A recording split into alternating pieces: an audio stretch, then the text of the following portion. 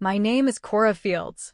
I was raised in a small town nestled in the emerald folds of Oregon's Willamette Valley, a place where the air smells of damp earth and pine, and your reputation is built not on what you own, but on the steadfastness of your word. My parents, both botanists, taught me that everything, from the mightiest Douglas fir to the most delicate wildflower, needs strong roots to thrive. They were gone too soon, leaving me with a mountain of cherished memories and the quiet, heavy responsibility of seeing my younger sister, Maya, through college. That promise was the soil from which my ambition grew, the reason I poured every ounce of myself into my career.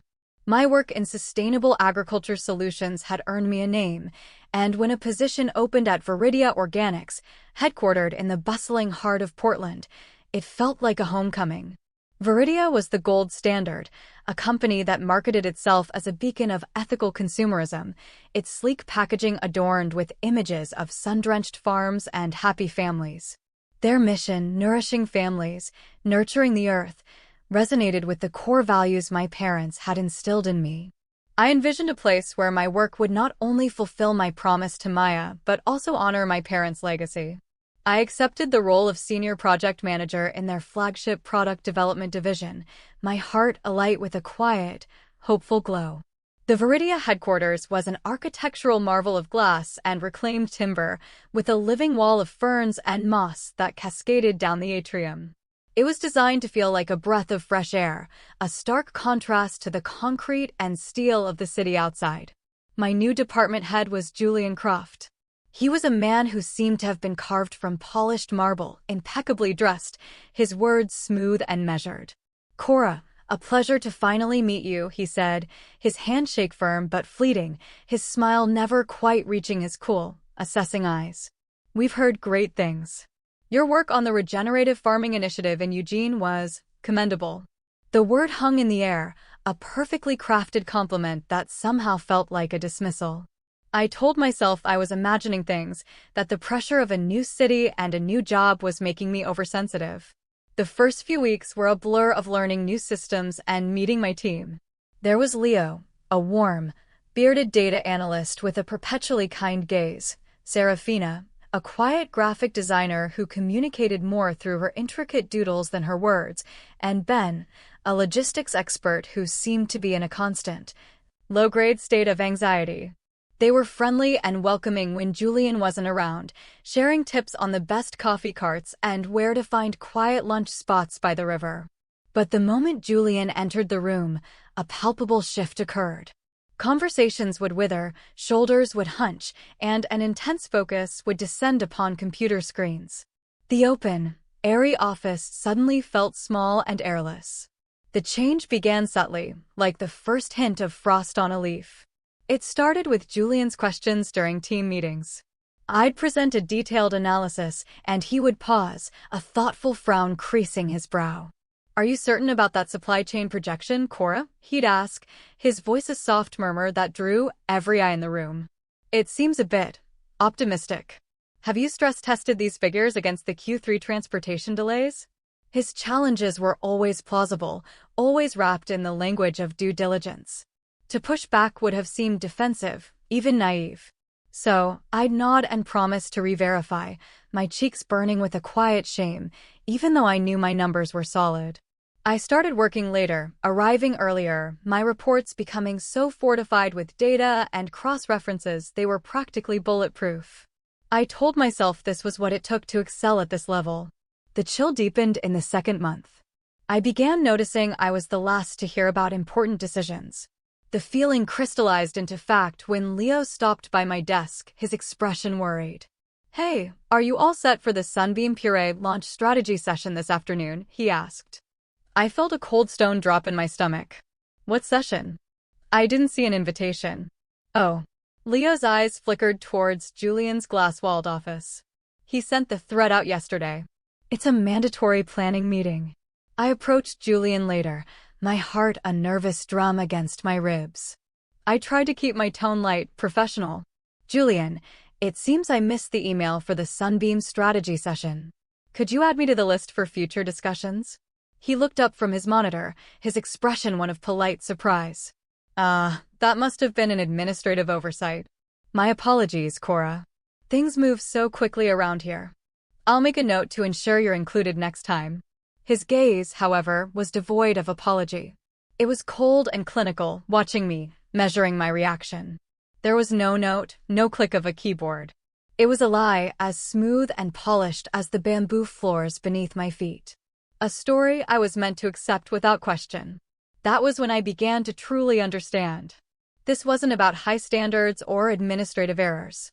It was a game, and I was only just beginning to learn the rules. My response was to lean in harder. I channeled my frustration into my work, determined to prove my value so unequivocally that I couldn't be ignored. I developed a proposal for a new community outreach program, a series of urban gardens in low-income neighborhoods, sponsored by Viridia, to provide fresh, organic produce and gardening education. It was a project that spoke to the company's soul, or at least, the soul it projected to the world. It was also a direct echo of my parents' life's work. I presented it at our next departmental meeting, my voice steady despite the frantic fluttering in my chest. The idea was met with genuine enthusiasm from the team. Leo was visibly excited, and even quiet Serafina offered a small, encouraging smile. When I finished, Julian steepled his fingers, a thoughtful expression on his face. "A noble idea, Cora." "Truly," he said, his voice a soft balm of praise. "It's interesting how great minds think alike. It reminds me of the preliminary framework Ben was developing along similar lines last year. Perhaps you two could connect and synergize your efforts." A wave of confusion washed over the room. All eyes turned to Ben, who looked as if he'd been struck by lightning. He stammered, his face flushing a deep red. Well, it was just a thought I had once." He shrank in his chair, unable to meet my gaze. I held my ground, my voice tight. "I developed this proposal independently, based on my past experience. But I would be very interested to see Ben's framework." "Of course," Julian said with a dismissive wave of his hand. "Let's table this for now and move on to Q4 logistics." The topic was dead. After the meeting, I privately searched the company's project archives. There was no framework from Ben. There was nothing. Julian had, in the space of 30 seconds, simultaneously stolen my idea and publicly reinforced Ben's fear of him. He was a gardener of a different sort, expertly planting seeds of doubt and insecurity, then tending to them until they choked out everything else. A few days later, the final piece of the puzzle clicked into place. I was walking past a conference room when I overheard Julian's voice, smooth and concerned, speaking with our division's vice president, a woman named Ms. Albright. "Cora has a great deal of raw talent," Julian was saying. "But she's struggling with the transition from the theoretical to the practical. Her attention to detail isn't quite at the Viridia standard yet. She requires significant hands-on supervision." Ms. Albright nodded, her brow furrowed with concern. She glanced up and her eyes met mine through the glass. A flicker of something, pity? Disappointment, crossed her face before she looked away. The narrative was set. The story of my incompetence was being written, and my signature was being forged at the bottom of every page. The weeks that followed were a slow, grinding erosion of my confidence.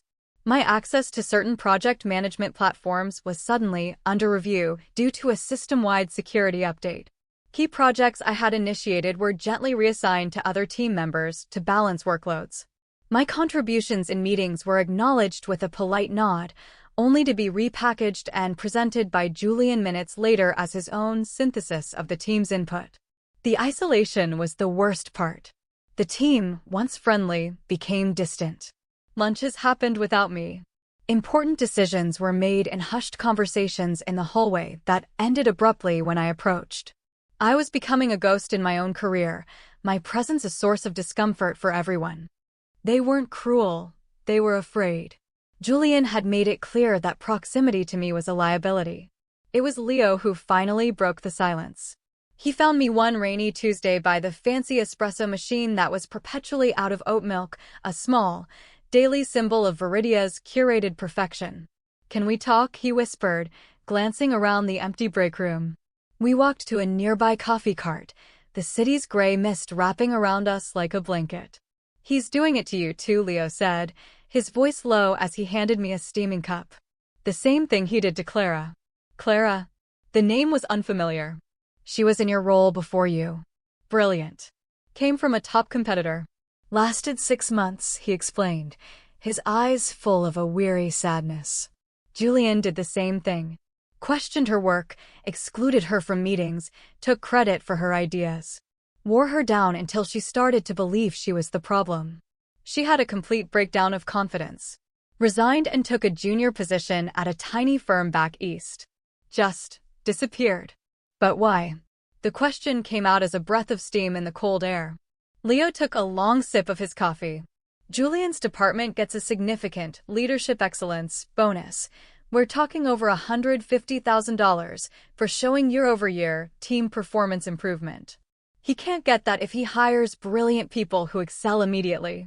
So he hires them, systematically destroys their confidence and performance metrics, and then rebuilds the team with new hires. His charts always show a beautiful upward curve. He looks like a miracle worker to the board, a manager who can turn anyone into a star. But first, he has to make sure they fall. The cold I felt had nothing to do with the Oregon rain. It was the chilling clarity of understanding. I wasn't just an obstacle, I was a necessary ingredient in his recipe for success. My failure was his raw material. The knowledge didn't empower me, it hollowed me out. The roots of my own confidence, which I had thought were so deep, felt suddenly shallow and fragile. My sleep became a landscape of anxious dreams. The vibrant flavors of Portland's food scene turned to ash in my mouth. I'd catch my reflection in a shop window and see a stranger with haunted eyes and shadows beneath them. I called Maya one night, my voice threatening to crack. She was thriving at her university, her voice full of the boundless energy of a 19-year-old. She talked about her classes, a boy she liked, and a new club she had joined. "How are things at the fancy organic wonderland?" she asked cheerfully. "It's challenging," I managed. "You can handle it, Cora," she said, her belief in me as simple and solid as the ground beneath her feet. "Remember what Dad used to say when a plant was struggling? He'd say you don't blame the seedling, you check the soil, the water, the light. The problem is usually in the environment." Her words, so simple and true, were like a ray of sun piercing through the gloom. I wasn't a failing seedling. I was a healthy plant in toxic soil. The thought didn't solve my problem, but it shifted my perspective. The shame I'd been carrying began to feel less like my own and more like something that had been placed upon me. I couldn't quit. My promise to Maya, the dwindling funds from our parents' estate, and the excellent health insurance that felt more critical than ever, all tethered me to Viridia. But I could change how I endured it.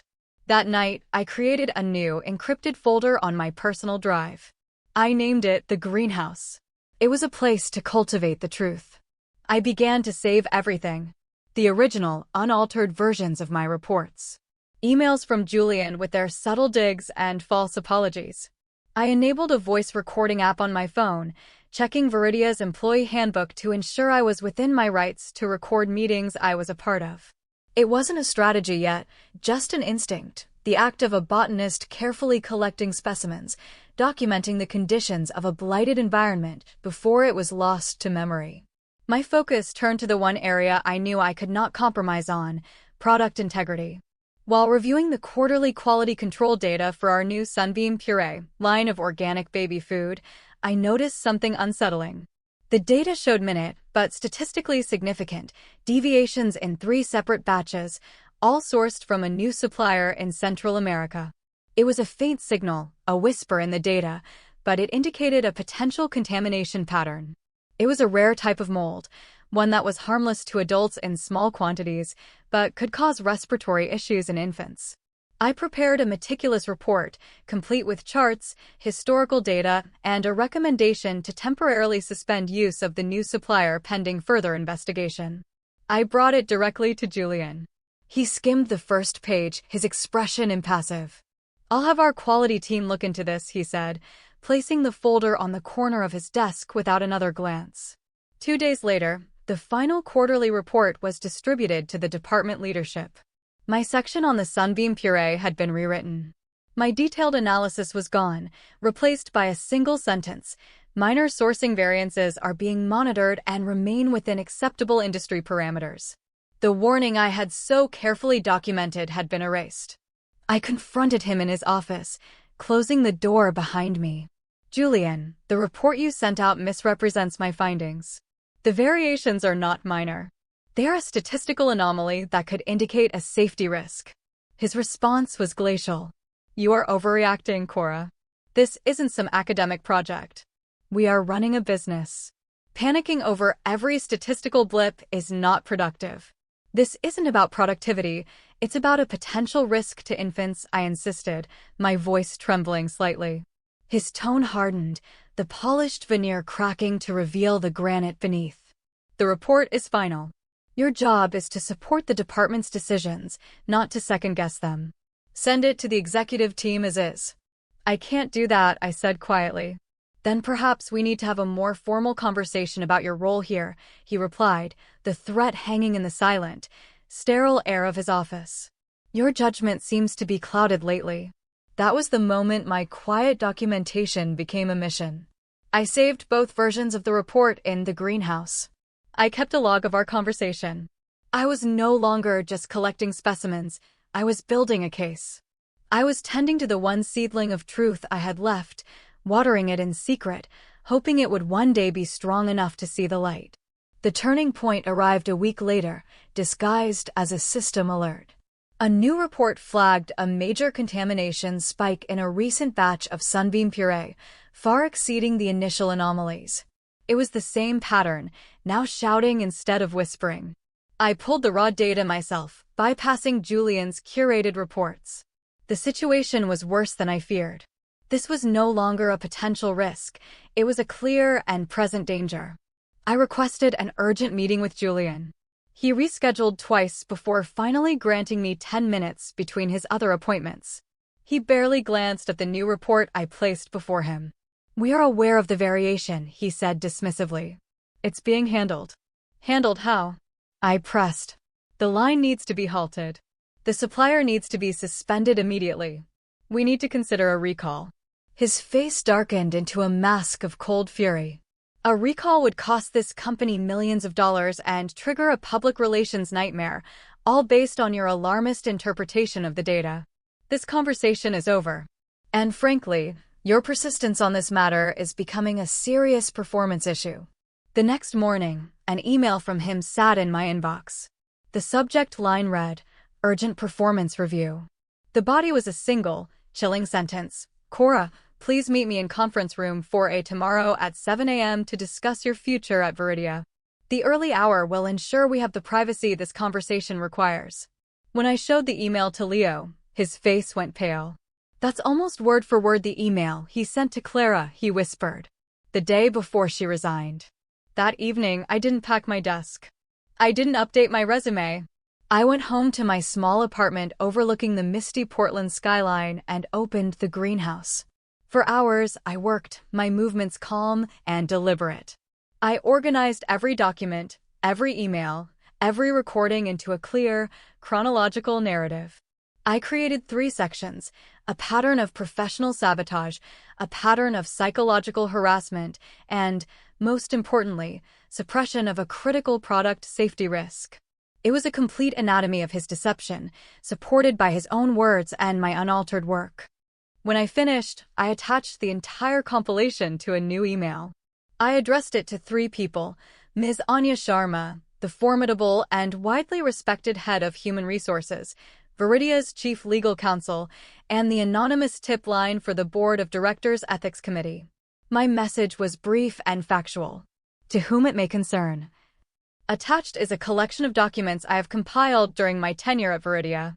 I believe they demonstrate a systematic pattern of behavior by my supervisor, Julian Croft, that not only violates company policy, but also constitutes a deliberate cover-up of a significant product safety issue. I am scheduled for a performance review tomorrow morning at 7 a.m., which I have reason to believe is a pretext for my termination in retaliation for raising these concerns. I respectfully request your immediate intervention. I took a deep breath and clicked send. The time was 9:17 p.m. An hour later, a single, terse reply appeared from Ms. Sharma's email address. Your message has been received. Do not discuss this with anyone. Attend the meeting as scheduled. I didn't sleep that night. I sat by my window, watching the city lights blur in the persistent drizzle, my promise to Maya echoing in my heart. I wasn't just fighting for my job anymore. I was fighting for the quiet, steadfast girl who had left her small town with a heart full of hope. I was fighting for the truth. The air in conference room 4A was cold and still. The only sound was the faint hum of the building's ventilation system. Outside, the pre-dawn sky was a canvas of bruised purple and gray. Julian sat opposite me, a thick, black folder with my name on it placed squarely between us. He looked relaxed, almost serene. He was a predator who enjoyed the final moments of the hunt. Cora, he began, his voice a soft, sympathetic murmur. This is difficult for both of us. Despite our best efforts, it's clear that this role isn't the right fit for your particular skill set. He opened the folder. I've documented a series of performance issues, a lack of judgment. His words trailed off. The main doors to the conference suite swung open, the sound echoing in the cavernous silence. Julian's head snapped up, his expression of calm superiority dissolving into confusion. Ms. Anya Sharma strode into the room. She was a petite woman whose presence seemed to take up far more space than her physical form. She was flanked by two stern-faced security guards. Without a single glance at Julian, she walked directly to me. She placed a sealed, cream-colored envelope on the table in front of me. Cora, she said, her voice warm but firm. Please open this. My hands trembled as I broke the seal. Inside was a formal letter. It acknowledged receipt of my evidence, confirmed that a full, board-level investigation had been launched the previous night, and informed me that I was being placed on temporary administrative leave, with full pay, and assigned to work directly with the legal team on their inquiry. What is the meaning of this? Julian demanded, rising from his chair so quickly it scraped backward on the polished concrete floor. Miss Sharma finally turned her gaze to him. It was as sharp and unyielding as a shard of glass. Julian, you will be escorted to my office immediately. We have a great deal to discuss. This is absurd, he sputtered, his face a mottled mask of outrage and fear. She's a disgruntled employee. Whatever lies she's told you, I have documentation to refute them. Months of it.